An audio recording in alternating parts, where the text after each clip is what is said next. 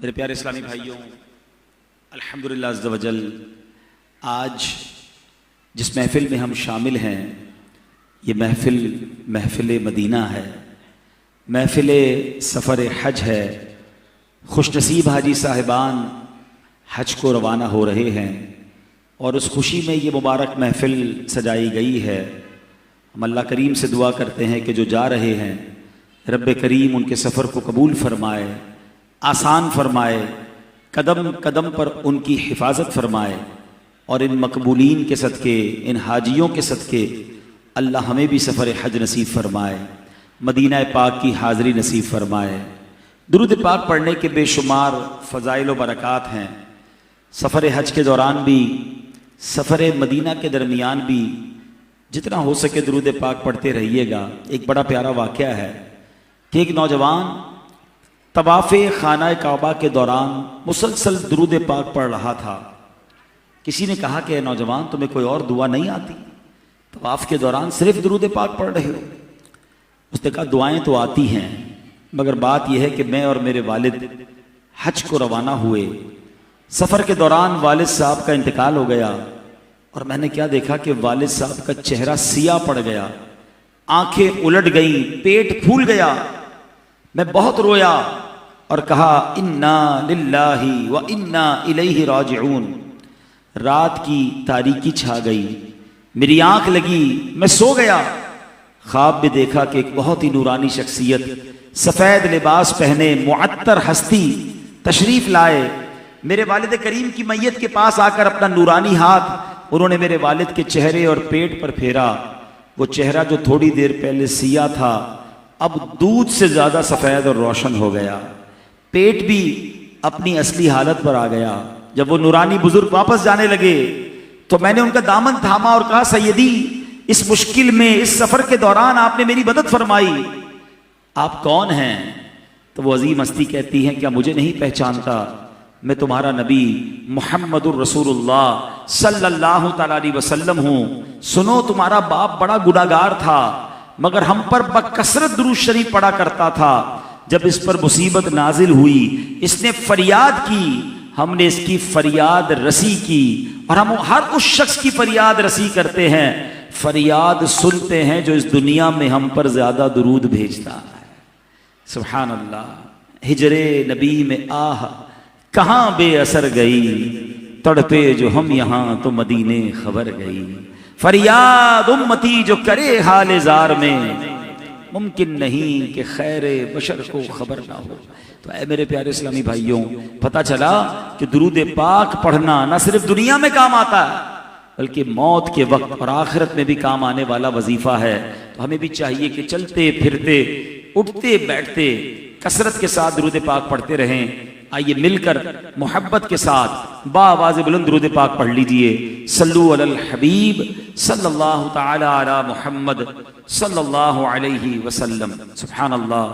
हाजियों के बन रहे हैं काफिले फिर या नबी, हाजियों के बन रहे हैं काफिले फिर या नबी, फिर नजर में फिर गए हज के मनाजिर या नबी, फिर तमन्नाए जियारत ने किया दिल बेचैन, फिर मदीने का है अरमान मदीने वाले। बड़ी मुबारक दिन है, हर तरफ ये सदा आ रही है, कौन हज पे जा रहा है, किसी की फ्लाइट आ गई है, कोई आराम खरीद रहा है, कोई हज की तैयारी कर रहा है। खुशनसीब हाजी अपना सफ़र जारी किए हुए हैं। हम रब्बे करीम से दुआ करते हैं कि अल्लाह जो जो हज पर जा रहे हैं सबकी हिफाजत भी फरमाए, हज मकबूल नसीब फरमाए। ये हज, ये सफ़र जो है ये इनायतों का सफ़र है, ये रहमतों का सफ़र है, ये मकबूलियत का सफ़र है, ये मग़फ़िरत का सफ़र है। सुभान अल्लाह। एक और बात याद रखिए, मैं हाजी साहब से भी गुजारिश करूंगा आप ज़रा प्लीज़ बयान पर सब तवज्जो दें कि ये आपको जो बुलावा मिला है ना, जो भी हज पर जाते हैं, जो हज कराए हैं उनको भी मुबारक हो। ये फैसला अभी नहीं हुआ, ये हज़ारों साल पहले फैसला हो चुका है। हज़रत इब्राहीम अलैहिस्सलाम ने जब काबे की तामीर की थी तो अल्लाह ने हज़रत इब्राहीम से फरमाया कि ए इब्राहीम, लोगों को हज के लिए बुलाओ, अल्लाह के घर के हज के लिए बुलाओ। तो आपने अल्लाह से कहा मौला मेरी आवाज़ कौन सुनेगा? उस वक्त तो मक्के में लोग नहीं रहते थे और पूरी दुनिया में आवाज कैसे पहुंचती। आज मैं माइक पर बोल रहा हूं, सामने इंटरनेट लगा है, कैमरा लगा है, हो सकता है बयान लाइव जा रहा हो, पूरी दुनिया में लोग सुन सकते हैं, मगर उस जमाने में ये नहीं था। अल्लाह की तरफ से हुक्म हुआ, ए इब्राहिम तुम्हारा काम आवाज लगाना है, हमारा काम आवाज पहुंचाना है। हजरत इब्राहिम जबल अबू कुबैस पर खड़े हो गए। जबल अबू कुबैस ये वो पहाड़ है जो आज भी आप देख सकते हैं, कोहे सफा के पास, सफा की पहाड़ी के पास जो पहाड़ है जहां पर आज भी महल बना हुआ है, ये दुनिया का सबसे पहला पहाड़ है, याद रखिएगा। हजरत इब्राहिम अलैहिस्सलाम उस पहाड़ पर खड़े हुए और लोगों को सदा लगाई कि ऐ लोगों, अल्लाह के घर के हज के लिए आ जाओ। अब ये आवाज उस वक्त पूरी दुनिया में सुनाई दी। ये ऐसा रूहानी ट्रांसमिशन थी, कोई सैटेलाइट नहीं था, मगर पूरी दुनिया के लोगों ने ये आवाज सुनी। बल्कि सिर्फ लोगों ने नहीं, मां के पेट में बच्चों ने आवाज सुनी, आलम अरवा में रूहों ने आवाज सुनी। उलमा कहते हैं उस वक्त हजरत इब्राहिम की पुकार पर जितने लोगों ने लब्बैक कहा, जिसने एक बार लब्बैक कहा वो एक बार हज करेगा, जिसने 2 बार लब्बैक कहा वो 2 बार हज करेगा, जिसने जितनी बार लब्बैक कहा वो उतने हज करेगा। तो ए हाजियों, आपको मुबारक हो, हजारों साल पहले आपकी रूह ने हजरत इब्राहिम अलैहिस्सलाम की पुकार पर लब्बैक कहा था। तो अल्हम्दुलिल्लाह, अब प्लीज, हजरत इब्राहिम अलैहिस्सलाम की पुकार पर आपकी रूह ने लब्बैक कहा था और आज माशाअल्लाह आपको ये सफर नसीब हो रहा है। तो अल्लाह ये नसीब हमें भी फरमाए, अल्लाह करे हमें भी ये सआदतें बार बार मिले। तो ये ऐसा मुबारक सफर है। याद रहे, हदीस पाक में आता है कि हजरत दाऊद अलैहिस्सलाम ने अर्ज की, ए अल्लाह, जब तेरे बंदे तेरे घर की जियारत को आए तो तू उन्हें क्या अता फरमाएगा। फरमाया, हर जायर का उस पर हक है जिसकी जियारत की जाए, उनका मुझ पर हक है कि दुनिया में उन्हें आफियत दूंगा, जब मुझसे मिले तो उनकी मगफिरत फरमा दूंगा। अल्लाह के घर की जियारत को जा रहे हैं, अल्लाह अकबर। और काबे की शान यह है कि नबी पाक अलैहिस्सलाम ने फरमाया, बैतुल हराम का हज करने वालों पर हर रोज अल्लाह अज़्ज़ व जल 120 रहमतें नाजिल फरमाता है। 60 तवाफ करने वालों के लिए, 40 नमाज पढ़ने वालों के लिए और 20 नजर करने वालों के लिए, यानी जो काबे का दीदार कर रहे होते हैं उन पर भी रहमतें बरस रही होती हैं। तो सुभान अल्लाह, ज्यादा से ज्यादा वक्त आपने हरम पाक में गुजारना है। मदीने जाएं तो बहुत सारा वक्त मस्जिद नबवी में गुजारना है। फजूल कामों में वक्त सर्फ ना करें, क्योंकि नसीब वालों को ये नसीब मिलता है, ये मौका मिलता है। और सुभान अल्लाह, काबे शरीफ पर जा रहे हैं तो याद रखिए, तवाफ वो इबादत है जो दुनिया में कहीं और नहीं हो सकती है। आप तिलावत कर सकते हैं, रोजा रख सकते हैं, नवाफिल पढ़ सकते हैं, पूरी दुनिया में पढ़ सकते हैं, मगर तवाफ कहीं नहीं कर सकते। अल्लाह पैरों में ताकत दे तो जितना हो सके तवाफ कीजिए। और हाजियों से तो मेरी गुजारिश है कि जो हज पर जा रहे हैं, पूरे सफर में कम से कम 50 तवाफ जरूर करें, टारगेट लेकर जाएं कि 50, हर तवाफ 7 चक्कर का होता है। अगर आप 50 तवाफ कर लें तो हदीस पाक में आता है, जिसने 50 मरतबा तवाफ किया, गुनाहों से ऐसा निकल गया जैसे आज अपनी मां से पैदा हुआ हो। अल्लाह अकबर। हज के फजाइल तो इतने हैं कि सारी रात ही बयान करते जाएं। मेरे आका अलैहिस्सलाम फरमाते हैं, हाजी अपने घर वालों में से 400 की शफाअत करेगा और गुनाहों से ऐसा निकल जाएगा जैसे उस दिन के मां के पेट से पैदा हुआ। यानी हाजी की मगफिरत का वादा। मैदान अरफात में हुकूकुल्लाह माफ होते हैं और मैदान मुज़दलिफा में हुकूकुल इबाद माफ कर दिए जाते हैं। यह ऐसा मगफिरत का सफर है, सुभान अल्लाह। बल्कि यहां तक फरमाया, हाजी की मगफिरत हो जाती है और हाजी जिसके लिए इस्तिग़फार करे उसकी भी मगफिरत हो जाती है। तो हाजी साहब से हमारी गुजारिश है कि हमारे लिए भी दुआ कीजिएगा, हमारी भी मगफिरत की दुआ कीजिएगा कि अल्लाह ने यह मकाम आपको अता फरमाया कि जो हज करे और जिसके लिए इस्तिग़फार करे, जिसके लिए दुआ करे, अल्लाह करीम उसकी भी मगफिरत फरमा देता है। अल्लाह अकबर। अब यहां मेरे प्यारे इस्लामी भाइयों, एक और बड़ी कमाल की बात, अरफात के मैदान में लोग जब जमा होते हैं ना, बाल मैले कुचैले हो चुके होते हैं, जिस्म पसीने वाला होता है, इंसान बड़ा टायर्ड, बड़ा थका हुआ फील करता है, मगर याद रखना अल्लाह को मैला कुचैला हाजी बड़ा पसंद है। हदीस पाक सुनिए, मेरे आका अलैहिस्सलाम फरमाते हैं, इज़ा कान यौम अरफा इन्नल्लाह यंज़िलु इलस समाई फयुबाही बिहिमुल मलाइका आका। फरमाया जब अरफा का दिन आता है तो अल्लाह पाक आसमाने दुनिया पर नुज़ूल फरमाता है और फरिश्तों के सामने मैदान अरफात में जमा होने वालों पर फख्र फरमाता है। क्या फरमाता है? फयकूलु उन्जुरु इला इबादी, ऐ फरिश्तों देखो मेरे बंदों को, अतौनी शुअसन गुबरन, देखो दूर दूर से तकलीफें उठाकर बिखरे बालों के साथ गुबार आलूद हाजिर हुए हैं। अल्लाह अकबर। दाहीना मिन कुल्ल फज्जिन अमीकिन उशहिदुकुम अन्नी कद गफरतु लहुम, मैं तुम्हें गवाह बनाता हूं कि मैंने इन्हें बख्श दिया। मैले कुचैले बाल लेकर देखो मेरे फरिश्ते, ऐ फरिश्तों देखो मेरे बंदे आए हैं। तो अल्लाह को बड़ा पसंद है कि जो बंदा थका हुआ, बिल्कुल जिसको कहते हैं कि मैला कुचैला होता है, तो वहां ये फील नहीं करना बल्कि इसको एंजॉय करना है। खुदा की कसम ये दुनिया की वाहिद थकन है कि बंदा हज में थकता भी है और अगले साल फिर तमन्ना करता है मौला फिर हाजिरी मिल जाए, फिर उस थकन के लिए तैयार हूं, फिर उस तकलीफ के लिए तैयार हूं कि कदम कदम पर राहत है, कदम कदम पर मगफिरत है।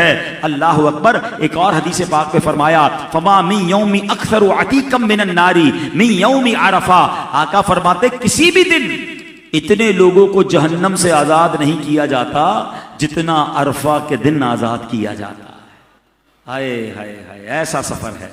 बल्कि एक हदीस पाक तो ऐसी है कि जब मैंने पढ़ी तो एक अलग जाविये से सोचने का मौका मिला। नबी पाक फरमाते हैं जिसका मजमून है कि उससे बड़ा मुजरिम कौन जो अरफात के दिन मैदान अरफात में हाजिर हो और ये सोचे कि मेरी मगफिरत नहीं हुई है। यानी ये मानना है, ये यकीन करना कि मैं बख्शा गया। सुभान अल्लाह। ऐसे वादे हैं हज करने वालों से। और बहुत सारे अमाल आपने पढ़े होंगे, मगर बहुत कम अमाल ऐसे हैं जिसमें बराह रास्त कबीरा गुनाह माफ करने का वादा है। मगर फरमाया जो हाजी जमरात पर शैतान के पास जाकर कंकरी मारता है, हर कंकर मारने पर उसका एक कबीरा गुनाह माफ कर दिया जाता है। सुभान अल्लाह, सुभान अल्लाह। ऐसा मुबारक सफर है, गोया बंदा रहमत के दरिया में तैर रहा होता है। कितने खुशनसीब हैं जो हज को जा रहे हैं। मगर एक बात याद रखनी है कि हज पिछले गुनाहों की माफी का वादा है, अगले गुनाह करने की परमिशन नहीं है कि बंदा कहे भाई मैं तो बख्शा गया अब जो करना है करो। नहीं, आपने हज कर कर अब तौबा करके आना है, बदल कर आना है। हम सारे दुआ करते हैं ना अल्लाह हज मकबूल अता फरमाए। कैसे पता चले हज मकबूल हुआ कि नहीं?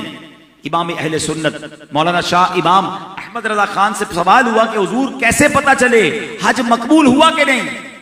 आपने कमाल की बात फरमाई। फरमाते हज मकबूल की निशानी ही ये है कि बंदा पहले से अच्छा होकर लौटे, यानी जैसा गया था उससे अच्छा होकर आया है तो समझ लो हज मकबूल है।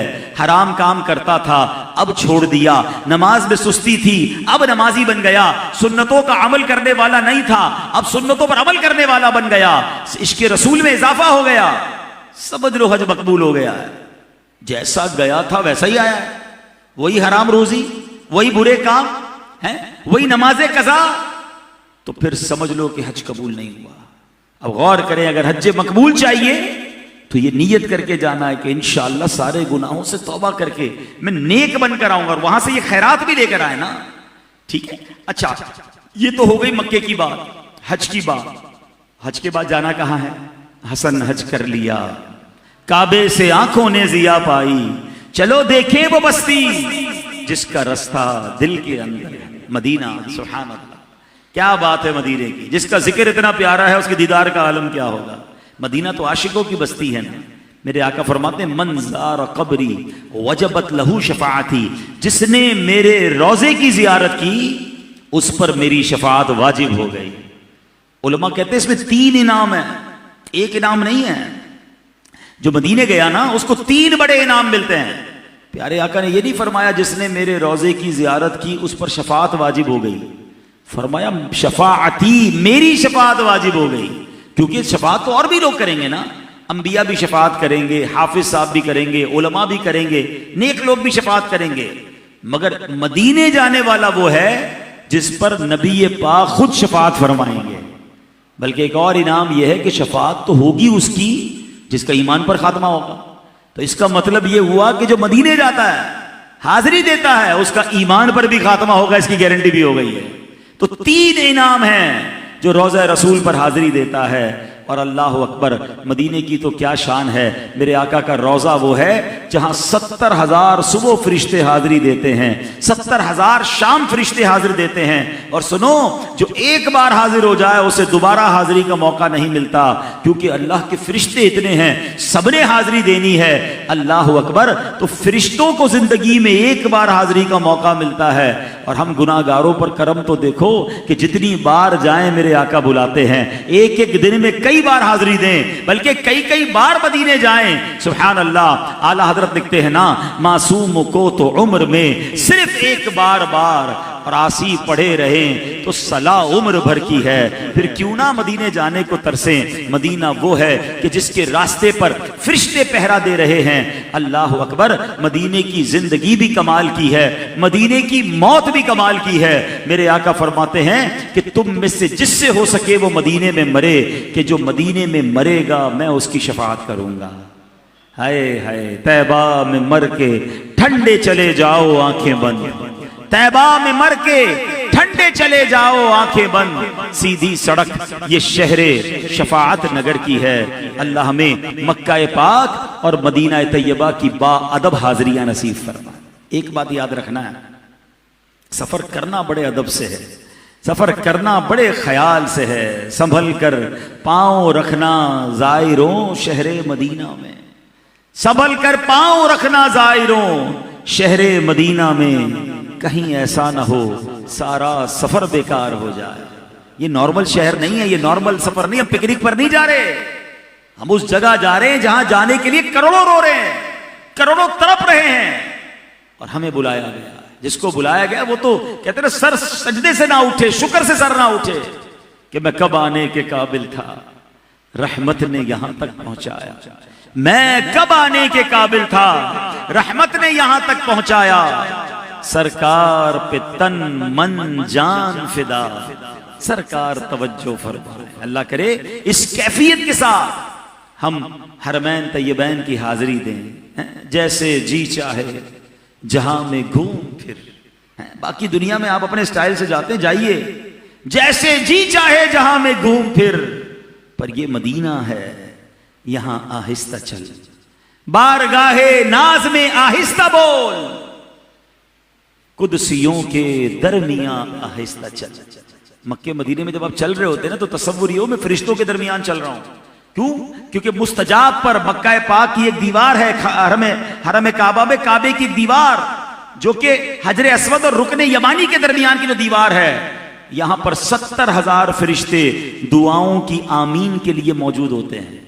इसका मतलब मैं जब चल रहा हूं ना मक्के मदीने में, फरिश्तों के दरमियान चल रहा हूं, तो आराम से, अदब से बोलना, आराम से है बात, आराम से अदब के साथ, जो हमारा स्टाइल है वहां ये अंदाज ना रखना।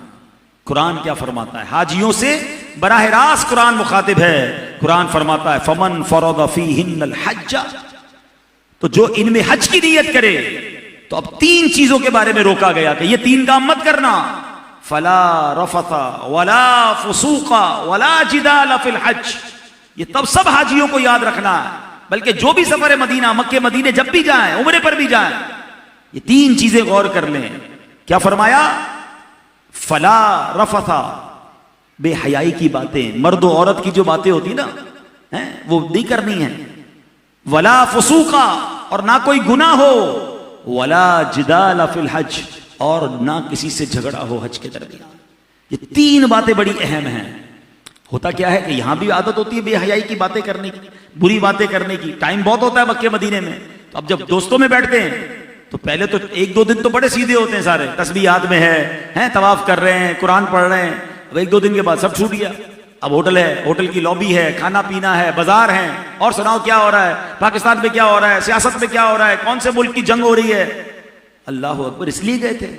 जितने लोग मुझे सुन रहे हैं और एक बार भी मक्के मदीने गए ना, अपने आप से पूछिए कि जब हम गए थे हमने कितने घंटे मक्का पाक में हरम में गुजारे पूरे दिन में, और कितने घंटे मस्जिद नबवी में गुजारे। आप जब गौर करेंगे ना तो आपको अंदाजा होगा कि 4 मैक्सिमम 5 घंटे, बहुत कोई नेक आदमी ज्यादा वक्त गुजार लिया तो 6 घंटे, यानी 24 घंटे में से 4, 5, 6 घंटे से ज्यादा हरम में नहीं गुजरे। तो बाकी कहां गुजरे? होटल के अंदर, खाने पीने, शॉपिंग सेंटर, दोस्तों के साथ। अजीब तमाशा लोगों ने लगाया हुआ है, मोबाइल हाथ में। और कराची वाले तो पता नहीं किसी होटल की लॉबी में बैठ जाएंगे, और वहां चूंकि नेट आ रहा होता है, और सारी सारी रात बैठे हैं। हरम नहीं जा रहे, हरम गए थोड़ी देर के लिए फिर वापस निकल आए। मैंने बहुत गौर किया कि हम हरम पाक में, मस्जिद नबवी में ज्यादा बैठ क्यों नहीं पाते। मैं आपको बड़ी अजीब बात बताने जा रहा हूं। अभी आप लोग शायद 1.5-2 घंटे से महफिल में बैठे हैं, नात ख्वानी में, इज्तिमा में हम 3-3 घंटे बैठ जाएंगे। ये बताएं, अपने इलाके की मस्जिद में अकेले कितनी देर बैठ सकते हैं आप? हमारी आदत ही नहीं है। नमाज खत्म हुई, काम खत्म, अकेले मस्जिद में 1 घंटा नहीं बैठ सकते हम। और यही प्रॉब्लम है, हमें इंडिविजुअल यानी अकेले इनफिरादी इबादत की आदत ही नहीं है। तो मस्जिद नबवी में तो अकेले इबादत करनी है ना, मस्जिद हराम में तो अकेले बैठना है। अब जब अकेले बैठे हैं तो बोर होता है, 10-15 मिनट पढ़ते, फिर कुरान बंद। अब देख रहे हैं कौन दोस्त आया है, इलाके वाला पाकिस्तानी कौन है, ओ भाई आओ, इधर आओ, इधर आ जाओ, कहां से आए हो, कब आए हो, कौन सी फ्लाइट है, होटल कौन सी है, अच्छा पैकेज कितने का लिया था, खाना है अच्छा है कि नहीं, अपने पैकेज से उसके पैकेज को मिला रहे हैं। हाँ यार मेरे साथ तो चीटिंग हो गई, इसलिए आए थे हरम में। बस ये वजह है, हमें हर आधे घंटे बाद कोई बंदा चाहिए। अकेले इबादत का शौक ही नहीं है, ना कभी की है। इज्तिमा में बिठा दो, महफिल में सारी रात बिठा दो। भाई जिसकी अकेले इबादत करने की आदत नहीं, वो हरम में टाइम कैसे गुजारेगा? और फिर नहीं गुजारेगा तो फजूल बातें करेगा, बेअदबी भी हो जाएगी। ऐसा न करें। मैं हाजियों से गुजारिश करता हूं, जब भी मक्के मदीने जाना है उससे पहले प्रैक्टिस करें। अकेले अपने घर में जानमाज पर बैठकर 2 घंटे गुजारने की आदत डालें। अपनी घर के इलाके मोहल्ले की मस्जिद में कुछ वक्त अकेले बिताएं, ताकि जब मस्जिद नबवी में जाकर बैठूं तो उठने का दिल ना हो। जोहर में जाऊं तो रात तक बैठा रहूं, हमें तो हर थोड़ी देर बाद घर जाने का जी चाहता है। गौर करें, हम कितनी देर बैठते हैं? रात को जाऊं तो सारी रात बैठूं, हरम पाक में जाऊं तो काबे को देखता रहूं। अब मैं आपको मशवरे दूंगा आप क्या करें, लेकिन पहले ये बात मान लें कि हमें बैठा नहीं जाता हमारा मस्जिद हराम में या मस्जिद नबवी शरीफ में, और उसकी वजह से हम फिर घूम फिर रहे होते हैं। और इतना कीमती वक्त, लाखों रुपए खर्च करके गए, दुआएं मांग मांग कर गए, और वक्त कितना गुजारा उस जगह पर। मैं एक वाकया नहीं भूलता। हमारे एक इस्लामी भाई थे, मंसूर अत्तारी, अल्लाह पाक उनकी मगफिरत फरमाया, अब उनका इंतकाल हो गया। एक बार वो बहुत गरीब इस्लामी भाई थे, उनको किसी ने मदीने शरीफ की टिकट वगैरह की तरकीब बना दी, तो वो एक काफिले वालों के साथ मदीने गए। अल्हम्दुलिल्लाह मैं भी उन दिनों मदीने पाक हाजिर था। तो मुझे काफिले वाले मिले कि यार वो मंसूर भाई आपके जानने वाले हैं, वो तो हमारे होटल में आते ही नहीं है, पता नहीं कहाँ है, काफिले वालों को मिलते ही नहीं है। तो इत्तेफाकन मुझे मंसूर भाई जो थे वो मस्जिद नबी शरीफ में मिल गए। मैंने कहा मंसूर भाई आप किधर हो, आपके काफिले वाले ढूंढ रहे हैं, आप होटल जाते ही नहीं उनके पास। क्या कमाल का जवाब दिया उस बंदे ने। वो कहता है मैं होटल के लिए थोड़ी आया हूं, मैं तो अपने आका के लिए आया हूं ना, मैंने होटल जाकर क्या करना है, मैं मस्जिद नबी शरीफ में बैठा रहता हूं, थक जाता हूं तो इधर ही सो जाता हूं, वॉशरूम जाना होता तो हरम शरीफ के इस्तिंजा खाने मौजूद हैं, अच्छा उसके बाद भूख लगती है तो बाहर कोई ना कोई लंगर बट रहा होता है, खाना खा लेता हूं। मैं तो होटल सिर्फ कपड़े बदलने जाता हूं, बाकी मैं इधर ही पड़ा हुआ हूं, मैं फिर पता नहीं कब मदीने आऊंगा। क्या बात की उस बंदे ने यार। हम गए मदीने के लिए, हम रोते या अल्लाह मक्का दिखा दे, मदीना दिखा दे, मगर मक्के मदीने में हरम पाक में वक्त कितना गुजारते हैं। गौर कीजिए, ये वार है शैतान का कि वहां जाकर भी इबादत नहीं करने देता। मोबाइल साथ, इंटरनेट साथ, सारे सोशल मीडिया अकाउंट साथ, अल्लाह अकबर, पता नहीं क्या क्या देख रहे हैं। गौर याद रखिएगा, मक्का पाक में हुदूद हरम में एक नेकी लाख नेकी के बराबर है, तो एक गुना भी 1 लाख गुना के बराबर है। ऐसा ना हो बुराइयों की आदत लेकर गए, गीबत की आदत लेकर गए, ऐसे लड़ रहे होते हैं हाजी, अल्लाह अकबर, आस्तीने चढ़ा चढ़ा के। मैं बताता हूं कौन हूं, कुरान कह रहा है झगड़ा नहीं है करना, और हज पे लड़ रहे हैं, पता चला लड़ाई करके सारे सफर की बरकत ही जाया कर दी। ना करें ऐसा। और फिर ऐसी ऐसी बातें सुनने को मिलती है, यार मजा नहीं आ रहा, बहुत गर्मी है, बहुत रश है यार, खाना अच्छा नहीं है। अल्लाह अकबर, आप किस जगह के बारे में ये बातें कर रहे हैं। आपके घर कोई आए मेहमान, जरा तसव्वुर करें, और आकर कहे आपके घर का खाना अच्छा नहीं लगा, आपके घर की सफाई अच्छी नहीं लगी, मजा नहीं आया आपके घर पे मुझे, अगली बार बुलाओगे उस मेहमान को? बताओ ना, आप कहोगे कैसा बदतमीज मेहमान है यार, मेरे में एक तो दावत दी, इसको घर पे बुलाया और आके बुराइयां कर रहा है घर की। अल्लाह ने मुझे और आपको बुलाया जहां करोड़ों लोग तरस रहे हैं, और वहां जाकर शिकवे शिकायत। याद रखना, वहां की बेअदबी करने वाले को फिर नहीं बुलाया जाता। अगर चाहते हैं ना कि बार बार बुलाया जाए, तो वहां बेअदबी मत करना, शिकवा मत करना। सच्ची बात तो यह है, मैं कब आने के काबिल था, रहमत ने यहां तक पहुंचाया। मैं आपको एक मिसाल देता हूं। एक मुजरिम हो, उसको बेड़ियां लगी हुई और उसको अदालत में ले जाया जाए। आज फैसले का दिन हो, जज सामने बैठा हो, मुजरिम की बेड़ियां लगी हो, या तो आज उसको माफ कर दिया जाएगा या सजाए मौत होगी। मुजरिम की कैफियत क्या होगी? रो रहा होगा, माफी मांग रहा होगा, बस आज बख्शा जाऊं, आज निकल जाऊं। और वो अदालत में जाकर के, जज साहब अदालत अच्छी नहीं है, पंखा सही नहीं है, बैठने का इंतजाम सही नहीं है। ये करेगा कभी कोई ऐसा मुजरिम जो बेड़ियां लगा हुआ है? मुजरिम के नखरे नहीं होते। हरमैन तय्यबैन जाओ तो ये सोच कर जाओ कि एक मुजरिम गया है अपने रब की बारगाह में बख्शिश लेने, मगफिरत लेने, खैरात लेने गया है। जो काबिल नहीं था उसे बुलाया गया है। सोचे तो सही, हमारी मस्जिद के इमाम साहिबान, उलमा, कितने नेक लोग हैं जो रो रहे हैं कि अल्लाह हमें बुला ले।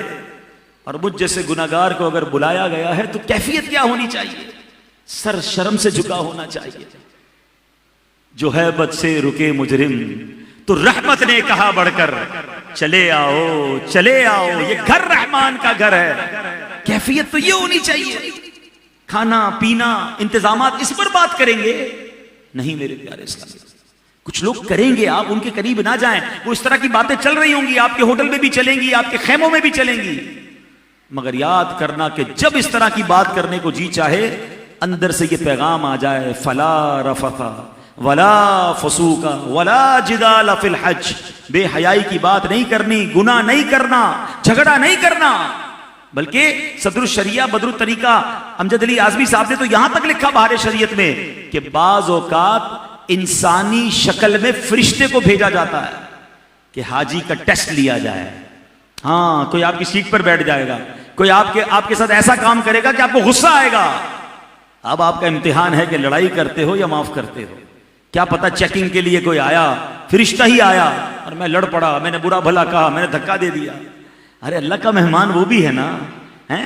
आप अगर यकीन करें, ये जहन बनाकर जाएं कि मैं तो सामान भी ज्यादा लेकर जाऊं, एक चप्पल की जगह 2 चप्पल लेकर जाएं, एक एहराम की जगह 2-3 एहराम ले जाएं, रफीकुल हरमैन किताब अमीर अहले सुन्नत की 2-3 साथ ले जाएं, हैं? पैसे भी थोड़े ज्यादा ले जाएं। किसी हाजी को जरूरत पड़ेगी, उसका चप्पल टूट गया तो अपना चप्पल दे दूंगा, एहराम खराब हो गया मैं अपना एहराम दे दूंगा। अरे उसकी दुआ लग गई तो मेरा बेड़ा पार हो जाएगा। हाजी सब रब के मेहमान हैं। आपको पता है दुयूफुर रहमान कहा जाता है हाजियों को, अल्लाह का रहमान का मेहमान। मैं एक और मिसाल देता हूं। आपके घर में शादी हो, ठीक है, और आपके मेहमान आए हैं, आपके चंद दोस्त दरवाजे पे खड़े हो जाएं, आने वालों को वेलकम करें, खाना खिलाएं, पानी पिलाएं, हैं? उनको सबको खुश करके भेजें। सच बताओ आपको कितना अच्छा लगेगा कि यार ये दोस्तों ने मेरे मेहमानों की खिदमत की, मेहमान मेरे खिदमत ये कर रहे हैं। कितना प्यार आएगा आपको उन दोस्तों पर।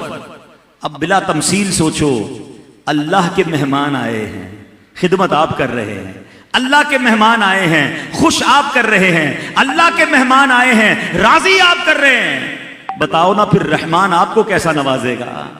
है मुझसे कुछ लोग पूछते रहते हैं, यार कोई ऐसा फार्मूला बताएं बार बार मदीने की हाजिरी मिले, बार बार हज मिले। मैं आपको फार्मूला बता देता हूं। हज पर जाना तो हाजियों की खिदमत करना, मदीने जाना तो ज़ायरीन मदीना की खिदमत करना, उनकी दुआएं लगेंगी, तुम्हें बार बार बुलाया जाएगा। खुद सोचो ना कि सरकार के मेहमानों की आप खिदमत कर रहे हैं, मेरे आका फिर बुलाएंगे, मगर उधर जाके उनके मेहमानों से लोग लड़ रहे होते हैं। हाँ, हाजियों से लड़ रहे होते हैं, अल्लाह के मेहमानों से लड़ रहे होते हैं। अल्लाह अकबर। गर्मी है, थकन है, एक तो प्रॉब्लम यह कि आदत नहीं है सफर की, तो जरा अनकंफर्टेबल हुआ ना, आराम अच्छा नहीं मिला, खाना प्रॉपर नहीं मिला, बस बंदा तैयार है लड़ने के लिए, रेडी टू फाइट। ऐसा लगता है हाजी तैयार है लड़ने के लिए। लड़ना शैतान से भाई, अब हाजियों से नहीं लड़ना है। और ये कुरान ने हुक्म फरमाया वला जिदाला फिल हज, और ये इसीलिए हुक्म है कि झगड़े होते हैं वहां पर। तो आपने अपने आप को कंट्रोल रखना है। सच्ची बात तो यह है कि मुझसे कोई पूछे ना कि हज करने की तैयारी कब शुरू करनी चाहिए, कम से कम 6 महीने पहले तैयारी होनी चाहिए।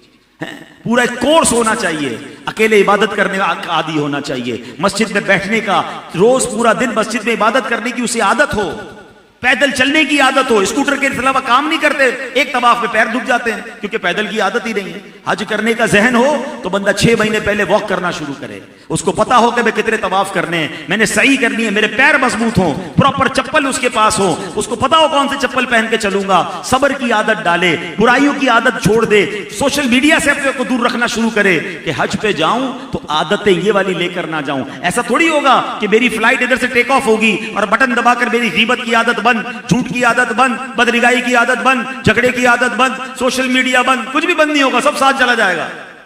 और जब सब साथ जाएगा तो एक गुनाह का 1,00,000 गुना हो जाएगा। अल्लाह करे ये मेरा बयान और भी हाजी सुने और अपनी अपनी अपनी आदतों पर गौर करें। हम इसलिए नहीं जा रहे, क्या पता जिंदगी में फिर मौका मिले ना मिले। पूछो उनसे जो तड़प रहे हैं, और खुदा की कसम शायद ये बात अभी समझ रहा है, जो मक्के मदीने से वापस आकर गौर करेंगे ना तो फिर ख्याल आएगा यार क्या किया मैंने। होना ये चाहिए टारगेट लेकर जाएं। मैं आपको चंद मशवरे दे देता हूं। एक टारगेट तो ये लेकर जाएं कि मक्के पाक में मैंने एक पूरा कुरान खत्म करना है, मदीना मुनव्वरा में मैंने एक पूरा कुरान खत्म करना है। मदीने की एक नेकी 50,000 नेकी के बराबर, मक्का पाक की एक नेकी 1,00,000 नेकी के बराबर। अभी मैंने आपको हदीस सुनाई, 50 मरतबा तवाफ करने वाला ऐसा गुनाहों से पाक जैसा मां के पेट से पैदा हुआ है। अब आप गौर कर लें मक्के जाकर के कौन सा टाइम ऐसा जिसमें रश कम होता है, तो वहां जाके 2 तवाफ कर लूंगा। अब देख ले कि 20 दिन है तो 2 या 3 तवाफ की एवरेज होगी तो मेरे 50 पूरे हो जाएंगे। क्या पता जिंदगी में फिर मौका मिले ना मिले। अच्छा ये टारगेट होंगे ना, आपका फिर टाइम ही नहीं बचेगा, ना खाना खाने का, ना होटल में जाने का, ना शॉपिंग करने का। टारगेट ले ले, रोजाना 1200 बार दुरूद पाक पढ़ूंगा, इशराक चाश भी पढ़ूंगा, तहज्जुद भी पढ़ूंगा, अवाबीन भी पढ़ूंगा, अच्छा कलमा पाक इतनी बार पढ़ूंगा। उसके बाद आप अपने जिम्मे कुछ और काम ले लें। मिसाल के तौर पे आपने कुछ उलूम नहीं पढ़े, कुछ किताबें नहीं पढ़ी, अब तो मोबाइल का जमाना है, इंटरनेट से डाउनलोड कर लें, बाहर शरीयत पढ़ लें, हैं नमाज के रफीकुल हरमैन पढ़ लें और नमाज की किताब पढ़ लें। जो जरूरी उलूम है वो पढ़ना शुरू कर दें। मदीने जाएं तो सीरत मुस्तफ़ा पढ़ें। यकीन करें मस्जिद नबवी में बैठकर सीरत मुस्तफ़ा पढ़ने का जो मजा है ना, कि जिनकी बातें पढ़ रहा हूं वो सामने मौजूद हैं। आका की मक्की जिंदगी मक्के में पढ़ें, नबी पाक की मदरी जिंदगी मदीने जाके पढ़ें। अरे टाइम ही नहीं है हमारे पास, इतने काम है। बंदा अगर प्लान कर ले कि बस मेरा काम है मस्जिद से उठना नहीं है, वहां सब कुछ मौजूद है, वॉशरूम मौजूद है, वुजू खाना मौजूद है, फ्रेश हो वापस आकर बैठ जाए, पढ़ना है, इबादत करनी है। अब कुछ लोग कहते हैं यार ज्यादा देर बैठा नहीं जाता। अब मैं आपको कुछ तरीका बताता हूं। अगर सीरियसली करना चाहते हैं ना तो अमीर अहले सुन्नत का एक जुमला बड़ा प्यारा है, जिसको करना हो उसके लिए रास्ते बहुत, जिसको कोई काम ना करना हो उसके लिए बहाने बहुत।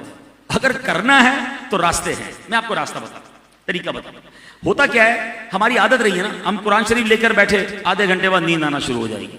अब बंदा कहता है अब क्या करूं, बंद किया और निकल जाता। नहीं, आप वैरायटी ऑफ इबादत की प्लानिंग कर लें।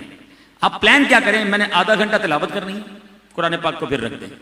आधा घंटा मैंने तस्बीह पढ़नी है, ठीक है, उसमें दुरूद पाक पढ़ें, कलमा पाक पढ़ें, जिक्र व अस्कार करें, सुब्हानल्लाहि व बिहम्दिही, सुब्हानल्लाह अज़ीम, जो भी वजीफे पढ़ने। आधा घंटा पढ़ लिया, अब देखें मकरू वक्त नहीं है, आधा घंटा मैं नफल पढ़ूंगा। अब आप नवाफिल पढ़ना शुरू कर दें, सरकार अलैहिस्सलाम के नाम पर, सहाबा के इसाले सवाब के लिए, अपने माँ बाप के इसाले सवाब के लिए, अपने मरूमीन के इसाले सवाब के लिए सलातुल तौबा पढ़ें, सलातुल हाजात पढ़ें।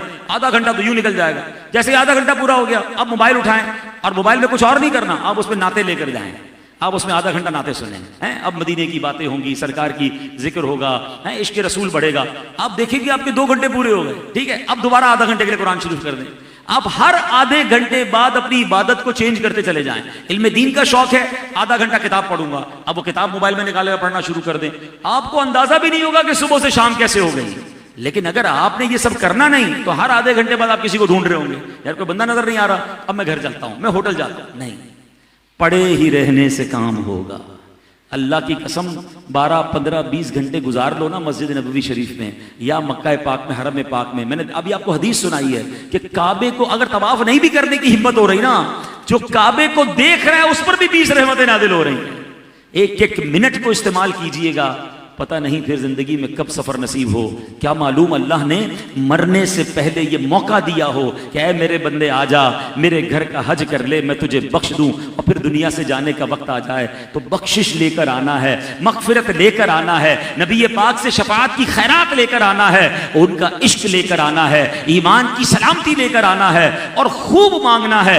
दुआओं में कंजूसी ना करें। हाँ, ये बात तो रह गई कि ये 4 आधे घंटे की स्लॉट के बाद अगली आधे घंटे की स्लॉट आपकी दुआ की होनी चाहिए कि रच के दुआ मांगनी है। मक्के मदीने में पता है दुआ मांगने में तसव्वुर क्या होना चाहिए। मिसाल के तौर पे मैं आपको किसी बहुत बड़े हॉल में ले जाऊं और जिसमें हीरे जवाहरात हों और कहूं जो जो लेना ले लो, फिर आप क्या करोगे, यार मैं ये भी ले लूं, ये भी ले लूं, थैली भर जाए तो बोला जेब में भी डाल लूं, अच्छा यार एक और थैली देना।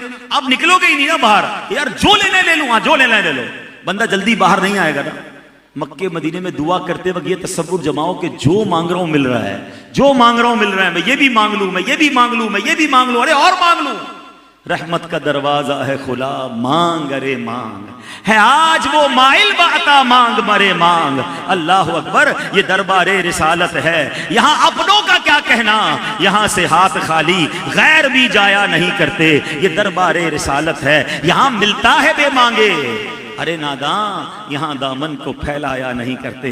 मिलता कैसे है, आला हजरत से पूछो, कहते मंगता का हाथ उठते ही दाता की देन थी, दूरी कबूल व अर्ज में बस हाथ भर की है। मांगेंगे मांगे जाएंगे, मुंह मांगी पाएंगे, क्यों सरकार में न ला है न हाजत अगर की है। बस मांगते रहिएगा, मांगते रहिएगा, कुछ और नहीं, बस मांगते रहिएगा। ये दुआएं मुख्कुल इबादा है, दुआ इबादत का मक्स है। अपने लिए भी मांगिए, अपने माँ बाप के लिए मांगिए, मेरे आका की सारी उम्मत के लिए मांगिए, जो लोग नहीं आ सके हज पर, हम गुनाहगारों के लिए मांगिए। अल्लाह ने आपको अरफात के मैदान में जमा किया है। हाजियों, हमें भूल न जाना, हमारी मगफिरत की भी दुआ करना, हमारे लिए भी ईमान की सलामती मांगना, हमारे लिए भी सफर हज मांगना। और जब मदीने जाना तो आका से कहना, ए आका बहुत से आशिक तड़पते से छोड़ आया हूं। ये कहना आका, बहुत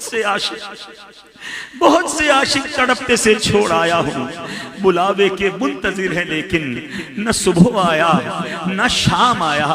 आका से अर्ज करना, या रसूल अल्लाह, आपके बहुत से गुलामों ने सलाम अर्ज किया है, हम गुनाहगारों का सलाम भी अर्ज कीजिएगा, हमारी हाजिरी की दुआ भी कीजिएगा, अल्लाह आपके सफर को कबूल फरमाए। तो बहरहाल मेरे प्यारे इस्लामी भाइयों, चंद बातें मैंने हज के हवाले से की हैं और कुछ दिल का दर्द था वो भी बयान किया कि वक्त ज़ाया मत कीजिएगा।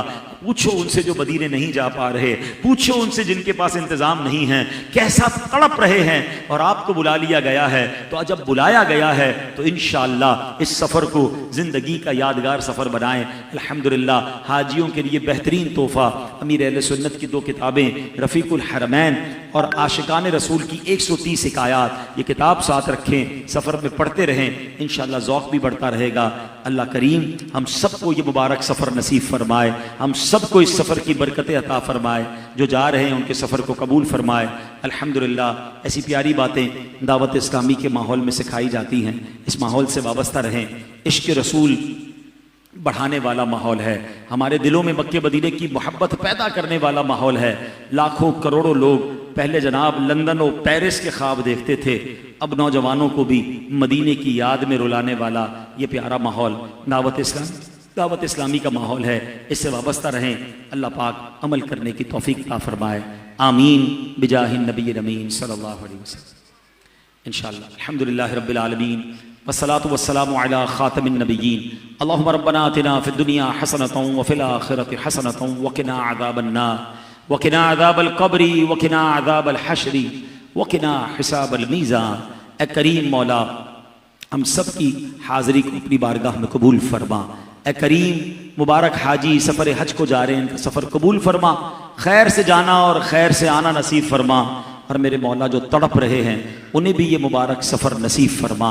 परवरदिगार, राह मदीना हम सब के लिए आसान फरमा, हमें भी एहराम की चादरें पहने लब्बैक अल्लाहुम्मा लब्बैक पढ़ते हुए तेरे घर का तवाफ़ नसीब फरमा। सफ़ा और मरवा की सई अता फरमा। ए अल्लाह, अरफात के मैदान की हाज़िरी अता फरमा। मिना और मुज़दलिफ़ा की मुबारक रातें नसीब फरमा। और फिर तड़पते हुए रोते हुए मदीना मुनव्वरा का बाज़ौक़ और बाअदब सफ़र नसीब फरमा। नबी पाक के दर की मकबूल हाज़िरियाँ नसीब फरमा। प्यारे आका के दर की खैरात अता फरमा। शफ़ाअत हम सब का मुक़द्दर फरमा दे। ए परवरदिगार, हमारे गुनाहों को माफ़ फरमा, हमारी हमारे माँ बाप की, नबी पाक अलैहिस्सलाम की सारी उम्मत की बख्शिश फरमा। ए अल्लाह, जो बीमार हैं उन्हें शिफा अता फरमा। कर्जदारों के कर्जे उतर जाएं, बे औलादों को नेक और सालेह औलाद अता फरमा। ए करीम मौला, वतन अजीज़ की खैर फरमा, आलम इस्लाम की हिफाजत फरमा। मुसलमान दुनिया में जहाँ जहाँ परेशान हैं उनकी गैब से मदद फरमा। ए अल्लाह, हम सबको हासिदों के हसद से बचा, बदनज़रों की बदनज़री से बचा, शैतान के शर, जादू टोने आसेब, ज़मीनी और आसमानी बलाओं से महफूज फरमा। रब्बना तक़ब्बल मिन्ना इन्नका अंतस समीउल अलीम व तुब अलैना या मौलाना इन्नका अंतत तव्वाबुर रहीम व उफ़व्विदु अम्री इलल्लाह इन्नल्लाह बसीरुम बिल इबाद बिबरकति इन्नल्लाह व मलाइकतहु युसल्लूना अलन नबी या अय्युहल्लज़ीना आमनू सल्लू अलैहि वसल्लिमू तस्लीमा। अल्लाहुम्मा सल्लि अला सय्यिदिना व मौलाना मुहम्मदिन तिब्बिल कुलूबी व दवाइहा व आफियतिल अबदानी व शिफाइहा व नूरिल अबसारी व दियाइहा व अला आलिहि व सहबिहि व बारिक व सल्लिम। जब दमे वापसी हो या अल्लाह, सामने हो रौज़ाए रसूलुल्लाह और लब पे हो ला इलाहा इल्लल्लाहु मुहम्मदुर रसूलुल्लाह। इंशाअल्लाह महफिल जारी रहेगी। एक बात रह गई थी जो बड़ी अहम है। हज के फजाइल तो बयान हो गए, मगर एक और हदीस याद रखिए कि जिसको इस्तिताअत है, जो हज करने की ताकत रखता है, इसके बावजूद अगर कोई हज नहीं करता तो ऐसा नहीं कि वो जनाब कोई छोटा मोटा जुर्म कर रहा है। हदीस पाक में आता है जो इस्तिताअत के बावजूद, हदीस का खुलासा यानी ताकत रखने के बावजूद हज ना करे, मुझे कोई परवाह नहीं, मेरे आका फरमाते वो यहूदी होकर मरे या नसरानी होकर मरे। यानी हज ना करने वाला इस्तिताअत रखने के बावजूद उसके ईमान पर खात्मा ना होने का खौफ है। अगर मेरा कोई ऐसा भाई या बहन सुन रही है जिन्होंने हज नहीं किया और अल्लाह ने उनको माल दिया है, ताकत दी है, तो पहले हज करें। हज फर्ज है, जिंदगी में एक ही तो फर्ज है, बार बार तो हज फर्ज नहीं है ना। एक बार अगर हो गया तो हज फर्ज कर ले पहले पूरा। कुछ लोग कहते हैं यार बच्ची की शादी हो जाए, थोड़ा कारोबार सेट हो जाए, फला मसला हल हो जाए। अरे भाई मसले हैं तो पहले हज कर लो, क्योंकि वहां जाकर तो मसले हल होते हैं।